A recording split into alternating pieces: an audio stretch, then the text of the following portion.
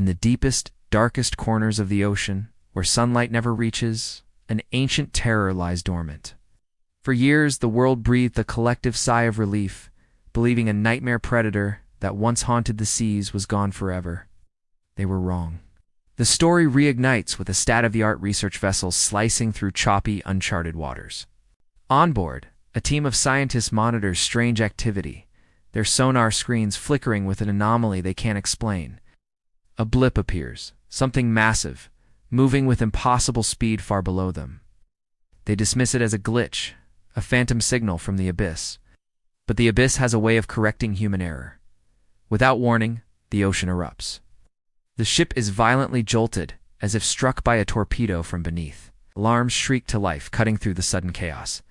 Before the crew can even process what's happening, a colossal shadow breaks the surface.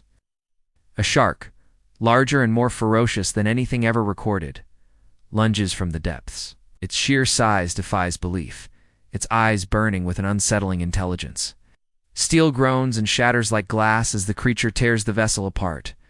In a matter of minutes, the ship is reduced to a floating wreck, with only a handful of terrified survivors clinging to debris, their screams swallowed by the vast, indifferent ocean. News of the disaster travels fast, but the truth is buried faster. To prevent a global panic, authorities officially labeled the incident a tragic accident, a catastrophic equipment failure. But one man knows the chilling reality. He's seen this monster before. Our hero is a disgraced former marine rescue expert, a man who once faced this very predator and lost everything. The encounter cost him his career, his credibility, and left him with scars both visible and hidden. Haunted by nightmares, he swore he'd never return to the sea. But when he hears the details of the new attack, the impossible damage, the survivor accounts, he knows his personal nightmare has returned to the world stage. This isn't just another shark. It's the same one, and it didn't die. It evolved. His past comes rushing back when a bustling coastal city gears up for its annual ocean festival. Thousands of unsuspecting tourists and families are about to descend upon the beaches, transforming the shoreline into a perfect, helpless buffet. Time is ticking down. It's reluctantly pulled back into the fight, joining a hastily assembled team of skeptical scientists, hardened soldiers, and brilliant engineers. Their mission: hunt and kill a ghost. But as they begin their work, a horrifying picture emerges. This creature is more than just a giant shark. It's a super predator. It has adapted to the crushing pressures of the deep sea and the extreme cold, making it nearly invulnerable. More terrifyingly, it shows signs of tactical thinking. It seems to learn from every encounter. The team's initial attempts are disastrous. Specially designed traps are shattered with contemptuous ease. High-tech missiles that could sink a submarine barely scratch its thick hide.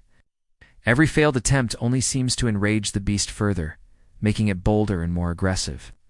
The hunt quickly becomes a desperate defense. The shark begins to systematically cut the city off from the outside world.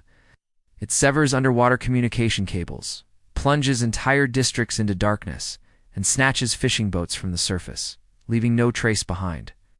The ocean, once a source of life and recreation, transforms into a hunting ground. And for the first time in modern history, humanity is no longer at the apex.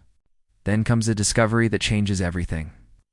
Analyzing the shark's seemingly random attack patterns, the team finds a chilling logic. It's not just hunting, it's guarding. Deep on the ocean floor, hidden within a network of volcanic vents, they find a nesting site. This isn't a lone monster. It's the matriarch of a potential new species, one perfectly engineered to dominate the planet's oceans. The revelation splinters the team. The soldiers see only one solution: total annihilation, no matter the cost. But the scientists argue that they are witnessing a profound evolutionary event, a consequence of humanity's own reckless deep-sea exploration. They argue that killing the shark could trigger an even greater ecological catastrophe. Is this a monster to be slain, or a force of nature that humans have no right to challenge? The debate becomes tragically irrelevant. As the sun rises on the day of the festival, the beaches are already packed. Despite whispered warnings and a heavy official presence, the holiday mood is infectious. People swim, surf, and celebrate, completely oblivious to the silent predator closing in. Then it happens. The attack is swift, brutal, and in full view of thousands. The shark strikes with the force of a tidal wave, demolishing piers and tossing boats into the air like toys. The festival turns into a scene of pure pandemonium. Screams of joy become screams of terror as people scramble for their lives, a frantic, desperate stampede away from the blood-stained water. With civilization on the brink of chaos and the military's options exhausted, our hero makes a final, desperate choice. He knows the shark is intelligent, it has a memory, and it remembers him. In a move of incredible bravery, he makes himself the bait, piloting a small, fast vessel straight into the heart of the danger zone. He lures the beast away from the crowded shoreline, drawing it out into the deep, open water for one last showdown. It's a personal battle now, man versus monster, past versus present. The final confrontation is a symphony of violence and survival. The ocean churns into a maelstrom of steel, water, and rage. The shark is an unstoppable force of nature, systematically dismantling their remaining equipment and crippling the support vessel. But the hero isn't fighting with weapons anymore. He's fighting with knowledge, with experience, and with a deep, painful understanding of his adversary.